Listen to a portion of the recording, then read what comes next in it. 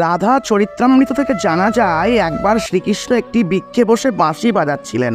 তার বাঁশির আওয়াজ এতটাই মধুর ছিল যে সমগ্র প্রকৃতি স্তব্ধ হয়ে গিয়েছিল। তখন একটি ময়ূর ভগবান শ্রীকৃষ্ণকে তার সঙ্গে যেতে বললেন। ময়ূরটি ভগবান শ্রীকৃষ্ণকে একটি সরোবরের কাছে নিয়ে এসে দাঁড় করান এবং ভগবান দেখলেন সেখানে একটি সুন্দরী কন্যা বসে আছেন। কন্যাটি যখন শ্রীকৃষ্ণের আসার আভাস পেয়ে পেছনে ঘোরেন তখন দুজনের দিকে এমনভাবে তাকিয়েছিলেন দেখে মনে হচ্ছিল যেন অনন্তকাল ধরে পরস্পরকে দেখার অপেক্ষায় ছিলেন। তারপর ভগবান কন্যাটিকে জিজ্ঞাসা করেন, তোমার নাম কি?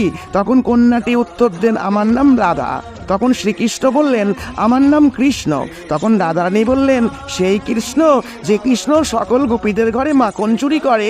তখন ভগবান বললেন, চোর তো তুমিও। তখন রাধারানী বললেন, কেন, তোমার কি চুরি করেছি আমি?